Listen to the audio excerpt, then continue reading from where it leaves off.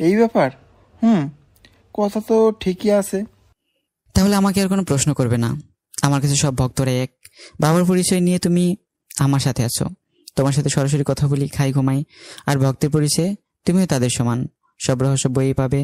আমি এখন তোমাকে সব বলে দেওয়া অর্থ অন্য ভক্তদের সাথে বেইমানি করা। যাহ বাবা, আমার কথাই আমাকেই ফাঁসিয়ে দিলি। এখন একটা কাজ করো, সামনে যে কোনো একটা মার্কেট থেকে আমার জন্য মাস্ক নিবা, একটু বড়, যাতে মুখ দেখা না যায়, কাপড়ের। রিয়াজের বাবা আর কিছুই বলে না। রিয়াজের কথা মতো খানিকটা দূরে একটা মার্কেটের সামনে গাড়ি দাঁড় করায়। এরপর রিয়াজের বাবা মার্কেটে যায় মাস্ক কেনার জন্য। তখনই ড্রাইভার রিয়াজকে বলে, স্যার, কিছু মনে না করলে একটা কথা বলবো। রিয়াজ একটু হেসে উত্তর দেয়। সেলফি নিবা? তোমাকে আর বাধা দিই কিভাবে, আসো নাও। ড্রাইভার রিয়াজের কথার উত্তর দেয়, না স্যার, সেলফি না। আপনার বাড়িতে একটা বিপদ হতে যাচ্ছে। আমি কাল রাতে সব নিজের চোখে দেখেছি। কথাটা শোনার সাথে সাথে রিয়াজের চোখ বড় হয়ে যায়। রিয়াজ ড্রাইভারকে প্রশ্ন করে বসে তখনই। কি দেখেছো আর কিসের বিপদ? ড্রাইভার খুশি হয়ে যায়। নিশ্চয়ই এই নিউজের জন্য রিয়াজ ড্রাইভারকে বকশিশ করবে। ড্রাইভার দাঁত কেলিয়ে সিরিয়াস মুডে আসে। এরপর ধীরে ধীরে বলতে শুরু করে। কাল রাতে আমি ফোনে কথা বলতে বলতে বারান্দায় আসি। কয়টায়?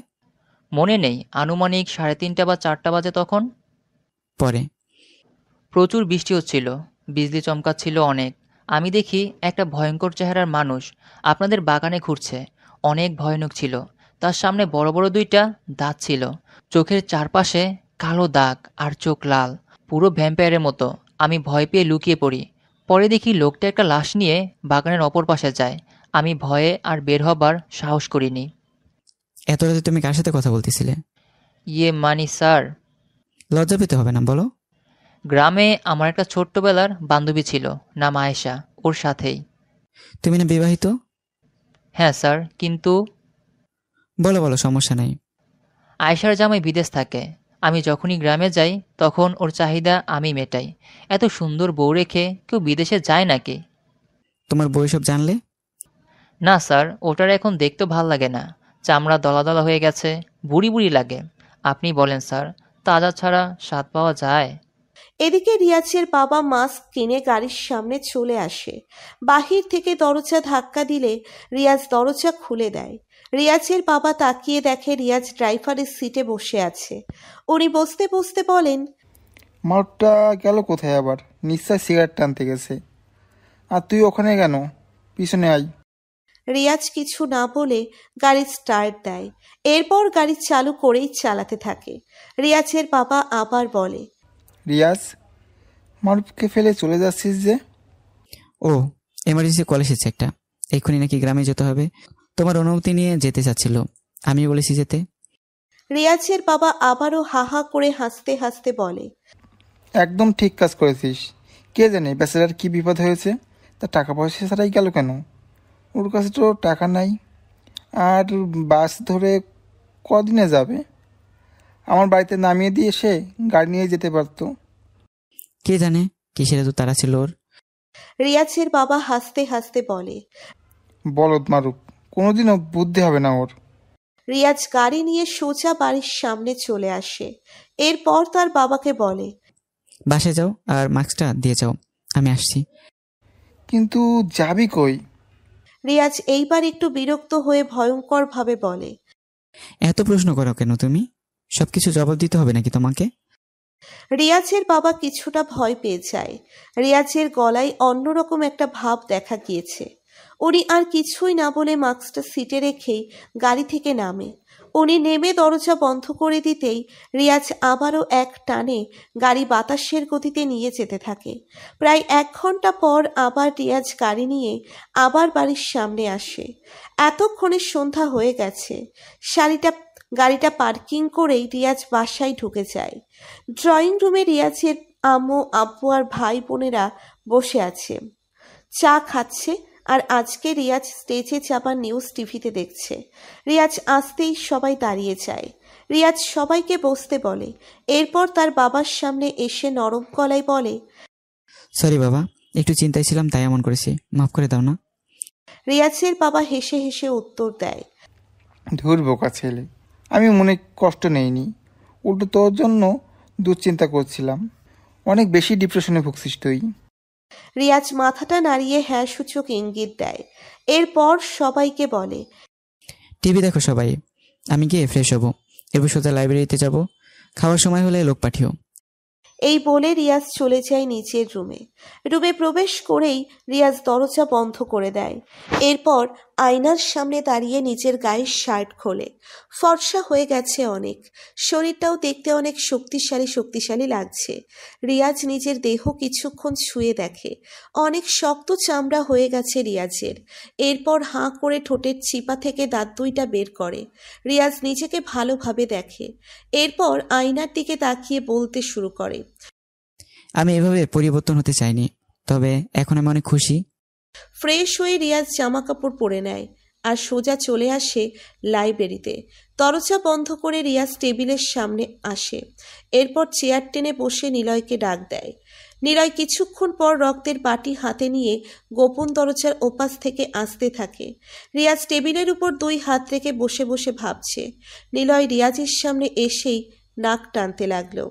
এরপর রিয়াজকে বলে, তাজা রক্তের ঘ্রাণ পাচ্ছি। তুই কি খুন করে এসেছিস কাউকে? হ্যাঁ। কাকে? ড্রাইভারকে। কি বলিস?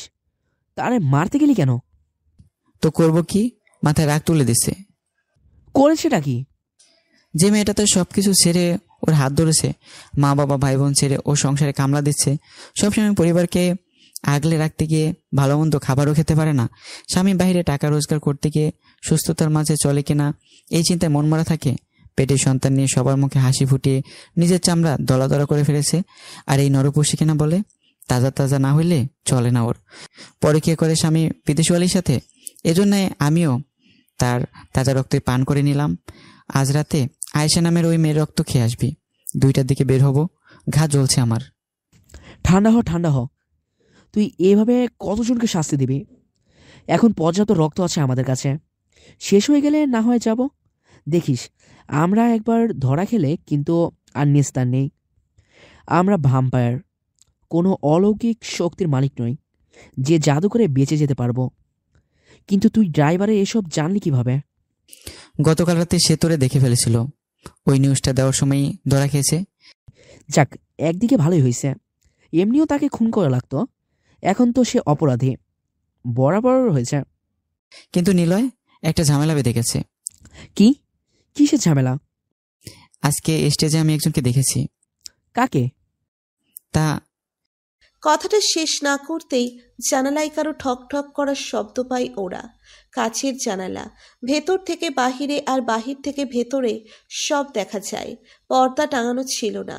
রিয়াজ আর নিলয় ঠকঠকের শব্দ শুনে ওদিকে তাকায় আর দেখে বৃদ্ধ লোকটা কাছের ওপাশে দাঁড়িয়ে জানালায় ঠকঠক শব্দ করছে। রিয়াজ আর নিলয় লাফিয়ে ওঠে। বৃদ্ধ লোকটা কি যেন বলতে চাচ্ছে বারবার রিয়াজকে। কাছের ওপাশে, তাই বৃদ্ধ লোকটার শব্দ শোনা যাচ্ছে না। নিলয় হাঁ করে তাকিয়ে শুধু দেখছে। রিয়াজ বৃদ্ধের কাহিনী দেখে নিলয়কে বলে ওঠে, আমার মনে হয় জানালা খোলা উচিত। উনি কি বলতে চায় তা জানা উচিত। নিলয় ভয়ের স্বরে জবাব দেয়, কিন্তু এ তো এই অভিশপ্ত গ্রাম থেকে এসেছে, যদি আমাদের ক্ষতি করে। রিয়াজ নিলয়ের কথা শুনে চেয়ার থেকে উঠে দাঁড়ায়। এরপর হাঁ করে ঠোঁটের চিপা থেকে দাঁত দুইটা বের হয়। রিয়াজের এমন চেহারা দেখে বৃদ্ধ লোকটা জানালার কাছে ঠকঠক করা বন্ধ করে দিয়েছে। আর তাকে দেখেই মনে হচ্ছিল যে সে রিয়াজের এমন চেহারা দেখার জন্য প্রস্তুত ছিল না। রিয়াজ বৃদ্ধ লোকের চোখে অবাক হবার দৃশ্য দেখে নিজেও বেশ অবাক হয়। কিন্তু দেখতে দেখতে বৃদ্ধ লোকটা সেখানেই বাতাসে মিলিয়ে যায়। রিয়াজ আর নিলয় ধীরে ধীরে কনফিউজড হয়ে যায়। সময়টা কেমন যেন তাদের বিপক্ষে চলছে। যা দেখতে চাচ্ছে না তা দেখছে বারবার। রিয়াজ দাঁত দুইটা ভেতরে ঢুকিয়ে নিয়ে দৌড়ে আসে জানালার পাশে। এরপর লক ওপেন করেই কাচের জানালাটা খুলে দেয়, কিন্তু বাহিরে কেউ নেই। আর সবচেয়ে বড় কথা হচ্ছে রিয়াজের জানালার বাহিরে দাঁড়ানোর মতো কোনো স্থান নেই। অর্থাৎ বৃদ্ধ লোকটা হাওয়ায় ভেসে ভেসে জানালায় ঠকঠক শব্দ করেছে। আর রিয়াজের চেহারা দেখেই সে গায়েব হয়ে গেছে। রিয়াজ জানালার পাশে দাঁড়িয়ে কিছুক্ষণ ভাবনা করতে থাকে। এদিকে নিলয় পেছন থেকে ডাক দিয়ে বলে, কি ভাবছিস? আমার তো প্রচুর ভয় হচ্ছে। এদিকে তো দুজনে ভাম্পায়ার হয়ে গেলাম, আর অন্যদিকে সব আজগবি ঘটনা ঘটছে। তাড়াতাড়ি কিছু একটা কর। রিয়াজ জানালার পাশে দাঁড়িয়ে গম্ভীর গলায় নিলয়ের উদ্দেশ্যে বলে, আমাদের আবার সেই কালকাটা কবরস্থানে এলাকায় যেতে হবে। ভোর 5:29। রিয়াজ আর নিলয় বগুড়ার সেই বাস স্ট্যান্ডে উপস্থিত। সিএনজি ওয়ালাদের দিকে নজর লাগাচ্ছে রিয়াজ। মুখে তার বাবার কিনে দেওয়া সেই মাস্ক, তাই কেউ চিনতেও পারছে না। নিজের কার নিয়ে আসেনি এই জন্যই, কারণ ওই গ্রামে প্রবেশ করলে আবার কয় বছর পার হয়ে যায় তা দুজনের কারোরই জানা নেই। এই জন্য বাসে করে এসেছে তারা। স্টেশনে দাঁড়িয়ে আগের মতো সেই ড্রাইভারদের খুঁজে বেড়াচ্ছে রিয়াজ, কিন্তু কেউ এখন আর ডাকাডাকি করে না। রিয়াজ আর নিলয় নিজেই সিএনজি স্টেশনে যায় আর একটা ড্রাইভারকে বলে, মামা, কালকাটা কবরস্থান এলাকায় যাবেন? রিয়াজের কথা শুনে ড্রাইভার রিয়াজের পা থেকে মাথা অবধি দেখে কিছুক্ষণ। এরপর ড্রাইভার বলে, আপনি আসছেন কই থেইকা? বাড়ি কই? এসব আশা করছি আপনার জানতে হবে না, শুধু এটুকুই বলুন, আপনি কালকাটা কবরস্থান এলাকায় যাবেন? আরে মামা, হেইয়া আবার কই? নাম তো শুনলাম এই আপনার থেইকা। রিয়াজ আর কিছু বলে না, নিলয়কে বলে। চল সামনে। এই বলেই ওরা সিএনজি স্টেশন থেকে কিছু দূর সামনে চলে আসে। নিলয় দাঁড়িয়ে রিয়াজের তামাশা দেখে। রিয়াজ হঠাৎ নিলয়ের উদ্দেশ্যে বলে, আমার পিপাসা পেয়েছে, রক্ত এনেছিস? নিলয় হ্যাঁ সূচক ইঙ্গিত দিয়ে ব্যাগ থেকে একটা বোতল বের করে। রিয়াজ বোতলটা খুলেই গড়গড় করে বোতলে থাকা রক্ত দিয়ে গলাটা ভিজিয়ে নেয়। এরপর আবার বোতলটা নিলয়ের কাছে দিয়ে দেয়। নিলয় বোতলটা ব্যাগে নিয়ে রিয়াজকে বলে, আমি কিছু বুঝতেছি না, এখন কি করতে যাচ্ছিস? কিছুক্ষণের মধ্যে একটা সিএনজি আমাদের সামনে এসে দাঁড়াবে, আর ড্রাইভার সেই পুরনো ব্যক্তিটাই থাকবে। রিয়াজের কথা শেষ হতে না হতেই ওদের সামনে সেই সিএনজি গাড়িটা এসে দাঁড়ায়। নিলয় রিয়াজের দিক থেকে মুখ ফেরায়, আর সামনে অবাক দৃষ্টিতে গাড়ি এবং ড্রাইভার দুইটার দিকেই তাকায়। রিয়াজ মুচকি হেসে নিলয়কে বলে, হ্যাঁ, বন্ধ কর, চল। রিয়াজ সোজা গাড়িতে উঠে বসে। এদিকে নিলয় না বুঝেও গাড়িতে উঠে যায়। পরে জেনে নিবে এই ভেবে। নদীর পার, জনশূন্য একটা স্থান। রিয়াজ পকেট থেকে একটা সিগারেট বের করে ধরায়। নিলয় রিয়াজকে বলে, কিরে, ভাড়া দিবি না? রিয়াজ মুখ থেকে ধোঁয়া ছেড়ে বলে। গাড়িটা এখন গায়েব হয়ে যাবে। রিয়াজের কথা শুনেই নিলয় তাড়াহুড়ো করে গাড়ি থেকে ব্যাগ নামিয়ে নেয়। এদিকে ড্রাইভার আবার গাড়ি ঘুরিয়ে চলে যাচ্ছিল। নিলয় গাড়ির দিকে তাকিয়ে আছে এক মনে। এদিকে মাত্র 10 থেকে 15 হাত দূরে যেতেই গাড়িটা বাতাসে মিলিয়ে যায়। নিলয় আবার থ হয়ে যায়। রিয়াজ নিলয়ের উদ্দেশ্যে বলে, হ্যাঁ, বন্ধ কর, ব্যাগ কাঁধে নে, নদী পার করতে হবে। নিলয় হাঁ বন্ধ করে উল্টে ঘোরে। রিয়াজ সিগারেট শেষ টান দিয়ে মাটিতে ফেলে দেয়। এরপর জুতা হাতে নিয়ে নদীতে নেমে যায়। কোমর অবধি নদীটা পার করে। রিয়াজ আর নিলয় কিছুক্ষণের মধ্যেই ওপাশে চলে আসে। এরপর রিয়াজ নিলয়কে বলে, ড্রেস বাড়িতে গিয়ে চেঞ্জ করব। আর শোন, যত সম্ভব দ্রুত আমাদের এই গ্রাম ত্যাগ করতে হবে, নয়তো আবার কয়েক বছর পার করে ফেলবো। এই বলেই রিয়াজ জুতা পায়ে দিয়ে হাঁটা শুরু করে। নিলয় পেছন পেছন আসছে। জঙ্গল পার করে ওরা সেই রাস্তায় এসে দাঁড়ায়। এরপর রওনা করে পাথর পাহাড়ের কিনারার দিকে, অর্থাৎ গ্রামের দিকে। নিলয় রিয়াজকে প্রশ্ন করে বসে, এইবার তো আমাকে বল, আমি জানি তুই কিছু একটা ধারণা করেছিস। রিয়াজ হাঁটার মাঝে নিলয়কে বলতে শুরু করে, এই কালকাটা কবরস্থান এলাকায় আমার কল্পনা থেকে সৃষ্টি হলেও এই গ্রামের মানুষরা তাদের নিজেদের জ্ঞানে চলে। এই গ্রামকে নিয়ে আমি যা যা লিখেছি তার উপরই সব ঘটেছে। আমার লেখার মাঝে এই গ্রামটাকে একটা জাদুর গ্রাম বানিয়েছি, তাই এখানকার মানুষরা অনেক কিছুই জানে, কিন্তু এরা এতে শান্তি পাচ্ছে না। ওরা সবাই জানে আমার কল্পনার সৃষ্টিতে সবার জন্ম, তাই তারা এখানে বসে আমাদের জগতে তাদের আত্মা পাঠাতো। তোকে খবর দিয়েছিল মানুষ পাখির মতো মরছে, এর কারণ এটাই। এই গ্রামের প্রতিদিন মানুষ মরে যাচ্ছে, আবার প্রতিদিন তাদের জন্ম হচ্ছে, কারণ এই গ্রাম নিয়ে মাত্র একদিনে ব্যাখ্যা করেছি, তাই এই গ্রামে একদিনই সবার হায়াত থাকে। তার মানে ওই ড্রাইভার, বৃদ্ধ লোক, তাজকিয়া, তারা সবাই নিজেদের আত্মা পাঠিয়েছে আমাদের জগতে। হ্যাঁ, তার মানে আমরা প্রথম যখন ওই গ্রামে এসেছিলাম তখন তারা সবটাই জানতো, কিন্তু জেনেও তারা আমাদের মিথ্যে কেন বলছে? তারা চেয়েছে ওদের কষ্টগুলো আমরা উপলব্ধি করি। তাদের উদ্দেশ্য এই গ্রামটাকে আবার শেষ করে দেওয়ার। এই গ্রামের নরক যন্ত্রণা তাদের কষ্ট দিচ্ছে। যেহেতু এই গ্রাম আমার সৃষ্টি, তাই এটা আমি শেষ করতে পারবো। যার জন্য তারা নিজেদের আত্মাদের পাঠিয়ে আমাদের এখানে এনেছে, আর এখানে তাদের জীবন কাহিনী দেখিয়ে বুঝিয়েছে তারা এখানে ভালো নেই। অদ্ভুত। তাহলে তাজকিয়া আর তোর ভালোবাসার বিষয়টা, সেটাও মিথ্যে?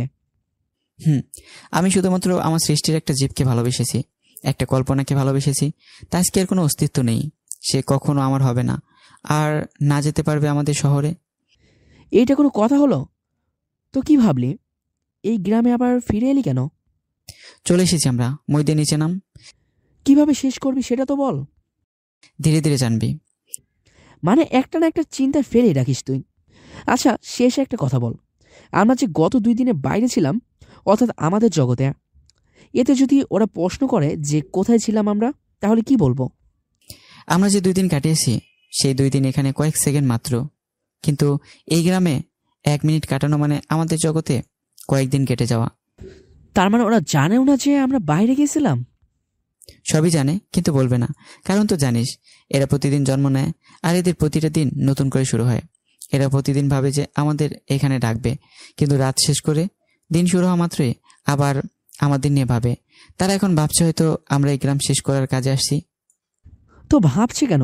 আমাদেরকেও তো জিজ্ঞেস করতে পারে। আমার সাথে হাত মিলিয়ে শেষ করতে গেলে এই গ্রামে থাকা যত অশরীরী আছে তারা শক্তিশালী হয়ে যাবে। কারণ এই গ্রামের মানুষ আমার সৃষ্টি।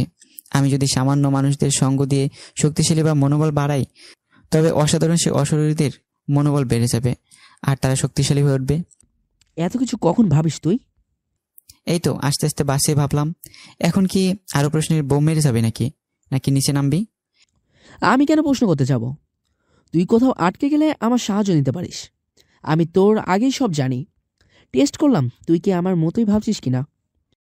রিয়াজ পা থেকে জুতোটা খুলতেই যাবে, অমনি নিলয় দাঁত কেলিয়ে মই বেয়ে নামতে শুরু করে। মই বেয়ে দুজনেই গ্রামে এসে উপস্থিত হয়।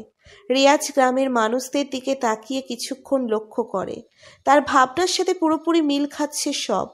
অর্থাৎ ওরা যে 2 দিন গ্রামের বাহিরে ছিল, এখানে সেই 2 দিন মাত্র কয়েক মিনিটের সময়। এখানে সেই 2 দিন মাত্র কয়েক মিনিটের সমান। রিয়াজ নিলয়কে রেখে হাঁটা শুরু করে। নিলয়ও রিয়াজের পিছন পিছন দৌড় লাগায়। একটা সময় তারা গিয়ে পৌঁছায় তাজকিয়াদের বাড়িতে। রিয়াজ কিছুক্ষণ ওদের দিকে তাকায়। তাজকিয়া রিয়াজকে দেখেই উত্তর দিল, কি হলো, বের হলেন আর চলে এলেন? কোথাও যাবার কথা ছিল মনে হয় আপনাদের। রিয়াজ তাজকিয়ার কথা শুনে মুচকি হাসে। রিয়াজ ভালো করেই জানে তাজকিয়া জেনে বুঝে এই প্রশ্ন করছে, আর রিয়াজ এইটাও জানে তাজকিয়া নিজের আত্মা পাঠিয়ে স্টেজে রিয়াজকে দেখা দিয়েছিল। হয়তো তাজকিয়া এই কারণেই প্রকাশ করছে না, কারণ রিয়াজের সাথে তারা একত্রিত হলে অশরীরীরা আরও শক্তি পেয়ে যাবে। অর্থাৎ চোখের ইশারায় এবং আকার ইঙ্গিতে সব বোঝাতে হবে। রিয়াজ তাজকিয়ার একটু সামনে এসে বলে, আমার ভালোবাসাটা সত্য ছিল। নিলয় রিয়াজের কথা শুনে থ হয়ে যায়। তাজকিয়ার মা ঘরের একটা কোণায় দাঁড়িয়ে। এদিকে তাজকিয়ার চোখের কোণায় অশ্রু যেন উকি মারল। রিয়াজ আর কিছু না বলে নিলয়কে ডাক দিয়ে উপরে চলে যায়। উপরের রুমে এসে রিয়াজ বারান্দায় দাঁড়ায়। পুরো গ্রামটা এক নজরে দেখে যাচ্ছে। চোখের দৃষ্টির ভাঁজে আটকে যাওয়া গ্রামটা রিয়াজ উপলব্ধি করতে পারে। এই গ্রামটা কল্পনায় ভেবে যেইভাবে লিখেছিল তার একটুও ব্যতিক্রম হয়নি। শুধু এই গ্রামটা রিয়াজের কল্পনা থেকে সৃষ্টি হয়েছে। এইটা যদি রিয়াজ আগে জানতো, তবে এতদিনে এই গ্রামটা ধ্বংস করে দেওয়া যেত। তাজকিয়ার জন্যেও রিয়াজের মনের একটা কোণায় চিনচিন অনুভূত হচ্ছে। এই গ্রাম শেষ করার পর তো তাজকিয়াও শেষ হয়ে যাবে। তাজকিয়াকে তার জীবন থেকে হারিয়ে ফেলবে। এমনিতেও তার কোনো অস্তিত্ব নেই, কিন্তু এই কল্পনায় সৃষ্টি হওয়া তাজকিয়ার অস্তিত্ব যেন রিয়াজের ভেতরে বাসা বেঁধে ফেলেছে। এখন তো রিয়াজের চোখের কোণাতেও অশ্রুর জলধারা এসে থামল। রিয়াজ এক আঙ্গুল দিয়ে চোখের পানিটা মুছে নিলয়কে আবার ডাক দেয়। এখনো নিচে দাঁড়িয়ে আছে। রিয়াজের ডাক শুনে নিলয় তাড়াহুড়ো করে উপরে উঠে আসে। রিয়াজ ধমক দিয়ে বলে, ব্যাপার কি? কখন উঠতে বলেছিলাম? না মানে নিচে ভাবির সাথে কথা বলছিলাম। রিয়াজ চোখ রাঙিয়ে আবার বলে, আমার পিপাসা পেয়েছে, রক্ত দে। নিলয় তাড়াহুড়ো করে ব্যাগ নামায়। এরপর চেইন খুলে রক্তের বোতল বের করে দেয় রিয়াজের সামনে। রিয়াজ বোতলটা হাতে নিয়ে মুখ খোলে। রিয়াজের গড়গড় করে ঢোক গিলতে শুরু করে। কয়েক ঢোক খেয়েই রিয়াজ বোতল আবার নিলয়ের কাছে দেয়। নিলয় বোতল হাতে নিয়ে বলে, আমরা কখন ফিরে যাচ্ছি? আর 10 মিনিটের মধ্যে 1 গ্রাম শেষ হবে, এরপর ব্যাক করব। কথাটা শুনেই নিলয় বোতলে থাকা বাকি রক্তগুলো খেয়ে ফেলে। রিয়াজ অবাক দৃষ্টিতে তাকিয়ে বলে, কিরে, সব খেয়ে ফেললি কেন? 10 মিনিটে তো তোর পিপাসা লাগবে না। আমাদের জগতে গিয়ে আরেকটা শিকার করে নেব। তুইও পারিস। আচ্ছা, আমার ব্যাগটা দে। নিলয় হাত এগিয়ে রিয়াজকে ব্যাগটা দেয়। এরপর রিয়াজ ব্যাগের চেইন খুলে একটা খাতা বের করে নিল। নিলয় খাতাটা দেখে বলল, এখন গল্প লিখবি নাকি এই গ্রাম শেষ করবি? রিয়াজ মুচকি হেসে উত্তর দেয়, দুইটাই। এরপর রিয়াজ খাতাটা টেবিলের উপর রেখে কলম দিয়ে লিখতে শুরু করে। সেই গ্রামে 2 জন ছেলে প্রবেশ করে, যারা অন্য একটা জগৎ থেকে এসেছিল, এবং তারা বের হতেই গ্রামটা শেষ হয়ে যায়। এই গ্রামে না থাকে কোনো চিহ্ন, আর না থাকে কোনো নাম। রিয়াজ খাতাটাই শুধুমাত্র এই লাইনগুলো লিখেই বলে, কাজ শেষ। এটা কিছু হয়েছে? খাতায় লিখলি আর গ্রাম শেষ? পরে বুঝবি। ঠিক কথাটার মধ্যেই হঠাৎ তাজকিয়ার চিৎকার শোনা যায়। রিয়াজ হুট করে মাথাটা তুলেই নিলয়কে বলল, ব্যাগ গুছিয়ে নিচে আয় তাড়াতাড়ি, আমি দেখছি কি হচ্ছে। কথাটা শেষ করেই রিয়াজ দৌড়ে নিচে নেমে আসে। এদিকে নিলয় ব্যাগ গুছিয়ে নিচ্ছে উপরে। রিয়াজ নিচে নেমে এসে দেখে তাজকিয়ার সামনে একটা বিশাল ডাইনি, যার আকার 2টা মানুষের মতো লম্বা। রিয়াজ হাঁ করে তাকিয়ে থাকে। ডাইনির শরীর চিকন, মুখ ভয়ানক রকমের বিশ্রী, একটা ছেঁড়া শাড়ি পরেছে, কিন্তু শাড়িটাও যেন জীবিত, বাতাস ছাড়াই হাওয়ায় হেলদোল খাচ্ছে। রিয়াজকে ডাইনি দেখা মাত্রই অট্ট হাসি দিতে শুরু করে। রিয়াজ ডাইনির হাসিটা শুনে যেন এক্ষুনি জ্ঞান হারাবে। অনেক ভয়ঙ্কর হাসি। এদিকে ডাইনি তাজকিয়াকে এক হাতে ধরে অন্য হাতে নখ দিয়ে চোখের পলকে গাল কেটে দেয়। তাজকিয়ার গাল বেয়ে রক্তের বন্যা বইতে শুরু করে, সাথে তাজকিয়ার চিৎকার। তাজকিয়ার চিকন কণ্ঠের চিৎকারে ডাইনি বিরক্ত হয়, আর এইবার তার নখ দিয়ে তাজকিয়ার গলাটাই কেটে ফেলে। রিয়াজ এইবার রাগে হাঁ করতেই ঠোঁটের চিপা থেকে দাঁত 2টা বেরিয়ে আসে। রিয়াজের এমন রূপ থেকে তাজকিয়ার মা আর ডাইনি দুইজনেই ভয় পেয়ে যায়। রিয়াজ এক লাফ মেরে সোজা ডাইনির মাথায় উঠে যায়, যেন বাতাসে উড়তে পারে রিয়াজ। ডাইনি রিয়াজকে ধরার জন্য তাজকিয়ার লাশ ছেড়ে দেয়। তাজকিয়ার লাশ ডাইনির হাত থেকে ছুটে ধপাস করে নিচে পড়ে। এদিকে রিয়াজ একটা জোরে চিৎকার দিয়ে ডাইনির মাথায় দাঁড়িয়ে ডাইনির চুল টানতে শুরু করে। ডাইনি নিজেও চিৎকার মেরে রিয়াজকে হাত দিয়ে ধরে ফেলে, কিন্তু রিয়াজ ডাইনির চুল ছাড়ে না, আর তাই ডাইনি নিজেও রিয়াজকে নিচে নামাতে পারছে না। রিয়াজ চুল ধরে টানতে টানতে একসময় একগুচ্ছ চুল ছিঁড়ে রিয়াজের হাতে চলে আসে, আর ডাইনিটা ভয়ঙ্কর রকমের চিৎকার দিয়ে সেখানেই বাতাস হয়ে যায়, অর্থাৎ ডাইনি মারা যায়। ডাইনির জীবন ডাইনির চুলের মধ্যে থাকে, এইটা গবেষণা করা। রিয়াজ এক লাফে আবার নিচে নেমে আসে। সামনে তাকিয়ে দেখে তাজকিয়ার মা আর ব্যাগ হাতে নিলয় হাঁ করে তাকিয়ে আছে। ফ্লোরে পড়ে আছে তাজকিয়ার নিথর দেহ। রিয়াজ কিছু ক্লিয়ার না করে নিলয়কে বলল, তুই তাজকিয়াকে কি বলেছিলি একটু আগে? হঠাৎ রাগী কণ্ঠের মাঝে রিয়াজের এমন প্রশ্ন শুনে নিলয় বলল, বলেছিলাম তুই সবকিছু ঠিক করে ফেলবি, চিন্তা না করার জন্য। আমরা খুব দ্রুত এই গ্রাম অভিশপ্ত মুক্ত করব। কথাটা শুনেই রিয়াজ ক্ষেপে যায় আর ভয়ঙ্কর চিৎকার মেরে বলে, বারবার বলেছিলাম এদের কিছু বললে অশরীরীরা ক্ষিপ্ত হবে, তারা শক্তি পাবে। আমরা জানি এইটা তাদের না, আর তারা জানে এটা আমাদের না জানানোর কথা ছিল। তুই কি ভুল করলি? এখন তো ফেঁসে গেছি আমরা। নিলয় ভয়ে কাঁপতে শুরু করে। ভুল ছোট নয়, অনেক বড় একটা বিপদ ডেকে নিয়েছে। নিলয় রিয়াজের কথা শুনেই কান্না করে দিয়ে বলল, আমি বুঝি নাই রিয়াজ, আমার বাঁচা। রিয়াজ দৌড়ে এসে নিলয়ের হাত ধরে বলে। পিছনে তাকাবি না। নিলয়ও দৌড় শুরু করে। দুজনেই দৌড়ে তাজকিয়াদের বাড়ি থেকে বের হয় আর দেখে সেই মানুষের মতো চেহারা আর পুরো দেহ কুকুরের মতো অশরীরীগুলো। রিয়াজ আর নিলয়কে তারা দেখতেই ছুটে আসতে থাকে। রিয়াজ ভাগ নিলয়। বলেই দৌড় লাগাতে থাকে। এদিকে গ্রামের মানুষরা ভয়ে এদিক সেদিক ছোটাছুটি শুরু করে দেয়। রিয়াজ দৌড়ের মাঝে নিচের দাঁত আবার বের করে। নিলয়ও দেরি করেনি। দুইটা ভ্যাম্পায়ার যেন দৌড়ে পালাচ্ছে। দৌড়তে দৌড়তে তাদের সামনে পড়ে যায় লাল চোখওয়ালা সেই অশরীরী, যাকে দেখতে একটা ভ্যাম্পায়ারের মতোই লাগে, অর্থাৎ ভাঙা বাড়ির সামনে যে অশরীরী ছিল। নিলয়কে রিয়াজ দৌড়ের মাঝেই বলে, তুই কুকুর সামলা, আমি এটাকে সামলাচ্ছি। নিলয় তৎক্ষণাৎ ব্রেক কষে আর উল্টে ঘুরে কুকুরগুলোর দিকে এগিয়ে যায়। রিয়াজ দৌড়ের বেগে এসে লাল চোখওয়ালা অশরীরীকে জোরে কামড় বসিয়ে দেয় গলায়। অশরীরীটা রিয়াজের মাথা ধরে জোরে ছিটকে মারে। রিয়াজ উড়ে গিয়ে ধাক্কা খায় গ্রামের একটা ঘরের সাথে। এদিকে নিলয় এলোপাথারি যাকে ধরছে তাকেই কামড়াচ্ছে। কয়েকটি কুকুরকে কামড় দিতেই নিলয় দেখে যাদের কামড়ে মেরেছে তারা মরে যাচ্ছে। অর্থাৎ কুকুরের সাথে লাল চোখওয়ালা সেই অশরীরীও মাটিতে লুটিয়ে পড়ে। রিয়াজ আবার নিলয়কে ডাক দেয়। নিলয় কয়েকটি কুকুর কামড়িয়ে আবার ব্যাক করে আর দৌড়ের গতিতে রিয়াজ নিলয়ের হাত ধরে মই বাইতে শুরু করে। দৃশ্যটা এমন, রিয়াজ এক হাতে নিলয়কে ধরেছে আর অন্য হাতে মই, এবং সেই ময়ে পাথরের মতো লাফিয়ে লাফিয়ে বিভিন্ন পাথর পাহাড়ের উপরে চলে আসে।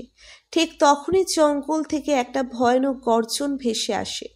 রিয়াজ বুঝে যায় সব অশরীরী আজ জেগে গেছে। রিয়াজ নিলয়কে বলে, ফোকাস শুধু নদীটা পার করা, কোনো যুদ্ধ নয়।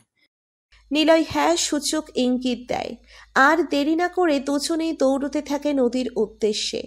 এদিকে পেছন থেকে যেন পুরো জঙ্গল উথাল পাথাল করে দিচ্ছে। দৌড়ের মাঝে হঠাৎ রিয়াজের সামনে পড়ে একটা ভয়ানক অশরীরী, যার পা এবং হাত লাঠির মতো চিকন, কিন্তু পেট এবং মাথাটা বিশাল বড়। রিয়াজ দৌড়ের গতিতে এক লাফ মেরে সেই অশরীরীর গলার উপর দাঁড়ায় আর গলায় কামড় বসিয়ে আর এক লাফ মেরে নিচে নেমে দৌড়তে থাকে। নিলয় পেছনেই ছিল।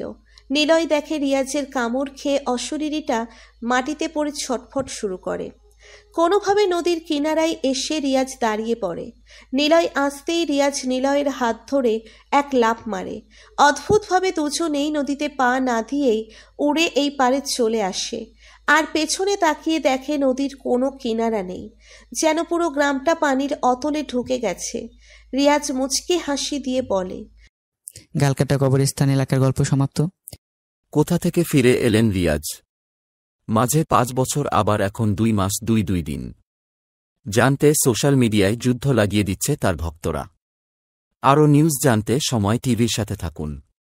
রিয়াজ নিউজটা দেখে তার বাবাকে বলে, 7 দিন পর আমার নতুন বই বের হবে, সেখানে এদের সব উত্তর থাকবে।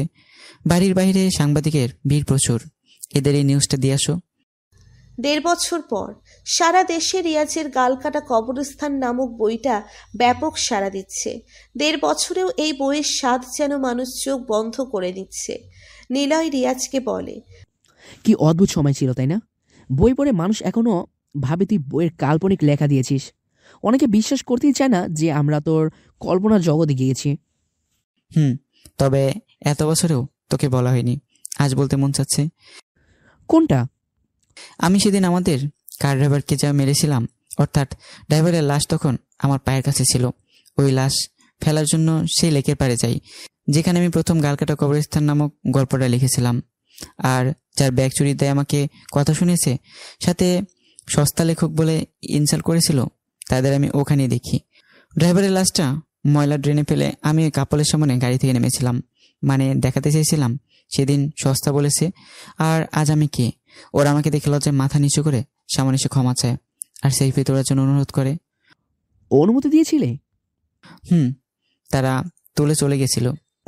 তো এটা আমাকে শুনানি কেন? কি লাভ হলো? কোনো রহস্য তো পেলাম না। চল তোকে ফ্ল্যাশব্যাকে নিয়ে যাই, সাথে দর্শককেও। ফ্ল্যাশব্যাক। কি ব্যাপার, একটা ব্যাগ পাওয়া মাত্রই সবগুলো দেখতে লাগলে যে? কি আছে? চোর নাকি আপনি? দেখুন, আপনারা ব্যাগটা ফেলে গেছেন আর আমি ব্যাগটা পাহারা দিতে এখানে বসে আছি। জানি আপনারা আসবেন আবার। আমি একজন লেখক, তাই আপনার ব্যাগে খাতা রেখে লোভ সামলাতে পারিনি, অমনি লেখালেখি শুরু করেছি। অদ্ভুত লোক তো আপনি। ব্যাগটা খুলে সব বের করছেন কেন? কি কি সরিয়েছেন? ভাই, ভাওতাবাজি করলে অন্য স্থানে করুন। চুরি করতে এসে ধরা খেয়ে এখন নিজেকে লেখক বানাচ্ছেন। আপনি কোন লেখক? নাম কি আপনার? আমি রাইটার রিয়াজ রাজ। এই নাম তো শুনলামই প্রথম। তা আপনার পেজ আছে ফেসবুকে? জি। নাম কি? রিয়াজ রাজ অফিসিয়াল। মেয়েটি পেজ চেক করে আমার দিকে তাকায়, এরপর আবার খটখট করে হাসতে শুরু করে আর বলে, মাত্র 10,000 ফলোয়ার করেই আপনি আপনাকে লেখক ভাবছেন? আমার টিকটকে 3 মিলিয়ন ফলোয়ার রয়েছে, অথচ আমি নিজেকে ফেমাস বলে চিল্লাই না। আর আপনি 10,000 ফলোয়ার নিয়ে নামের আগে লেখক বসিয়ে দিয়েছেন। How funny. রিয়াজ কিছুই বলে না। ওরা অনেক ইনসাল্ট করে ব্যাগ নিয়ে চলে যায়। রিয়াজ মন খারাপ করে বসে থাকে। মেয়েটা যাওয়ার আগে রিয়াজের লেখা সেই কাগজের টুকরোটো ছিঁড়ে রিয়াজের গায়ে ছুঁড়ে মেরেছিল। অনেক বেইজ্জতি হয়ে রিয়াজ একটু ভাবতে থাকে। একটা লেখককে ইনসাল্ট করে একটা টিকটকার, আর একদিন সেই টিকটকারই ছোট লেখকরা আসে একটা সেলফি তোলার জন্য। কথাটা ভেবেই রিয়াজ ইয়াহু বলে একটা চিৎকার দেয়। এরপর আবার মনে মনে বলে, এরকম একটা কন্টেন্ট নিয়ে বই লিখলে মার্কেট খাবেন। ফ্ল্যাশব্যাক শুনে নিলয় আবার রিয়াজকে বলে, ও রহস্য তাহলে সেলফিটা। 3 মিলিয়ন ফলোয়ার নিয়ে ভাব নেওয়া, তাই না? না, রহস্য অন্য কিছু। ওরা সেলফি তুলে চলে যাওয়ার পর আমি গাড়িতে উঠবো আর দেখি একটা পাগল মিনমিন করে বলছে, গাল কাটা, গাল কাটা, গাল কাটা। বলিস কি, একটা পাগল? আমি ওর মুখে নামটা শুনে ঘুরে দাঁড়াই আর দেখি ওই পাগলটা আমার লেখা গালকাটা কবরস্থান গল্পটার কাগজের টুকরোগুলো ভাঁজ করতেছে। আমি অবাক হই, এত বছরও একটা পাগল পৃষ্ঠাটা কত যত্ন করে রেখেছে। আর হয়তো খাতা শুরুতেই গালকাটা কবরস্থান লেখাটা কেউ পড়ে শুনিয়েছে, এতে পাগলটা গালকাটা গালকাটা বলে মিনমিন করছিল। আর তুই সেই খাতাটাই গাল কাটা কবরস্থান এলাকায় নিয়ে গেছিস, আর অসমাপ্ত লেখাটি এমনভাবে শেষ করেছিস যাতে আমরা বের হলে গ্রামটা শেষ হয়ে যায়। এই তো বুঝলি এবার। তার মানে আমাদের ভাম্পের শক্তিটাও গ্রামের সাথে শেষ হয়ে গেছে, তাই এখন দাঁত বের হয় না আমাদের। তো এইটা বই লেখিসনি কেন? সবাই তো রহস্য জানতে চায় যে কিভাবে গ্রামটা শেষ হয়েছে। রহস্যটা রেখেছি বলেই তো আজ 1.5 বছর পরেও বইটা মার্কেটে হিট খাচ্ছে। দৃশ্য বদলায়। বিকেলে লেকের পাড়ে রিয়াজ বসে আছে, পাশে 28 জন বডিগার্ড। এই লেকের পাড়টাই রিয়াজের জীবনে একটা গুরুত্বপূর্ণ স্থান। হঠাৎ একটা মেয়ে এসে রিয়াজের সাথে কথা বলতে চাচ্ছে। রিয়াজ সিটে বসে ফোন টেপে। বডিগার্ড রিয়াজের অনুমতি চায়, রিয়াজ না করে দেয়। সেই মুহূর্তে মেয়েটি দূর থেকে চিৎকার দিয়ে বলে, স্যার, আমি আপনার বিগ ফ্যান, একটা সেলফি নিতে চাই স্যার। রিয়াজ কণ্ঠটা শুনেই মাথা তুলে তাকায় আর দেখে হুবহু তাজকিয়ার মতো একটি মেয়ে। রিয়াজ নিজেই বসা থেকে উঠে দাঁড়ায় আর মেয়েটির কাছে গিয়ে বলে, তুমি আমাকে চেনো? কেন চিনব না স্যার, আপনি একটা নামকরা রাইটার। তোমার নাম কি? আমার নাম তোহা স্যার। আমি আপনার বইগুলো রেগুলার পড়ি, সেই প্রথম থেকেই পড়ি। পৃথিবীতে একই চেহারা মানুষ যে থাকে তা আজ টের পেলাম। বুঝলাম না স্যার, কিসের চেহারা? কিছু না, আসো সেলফি নাও।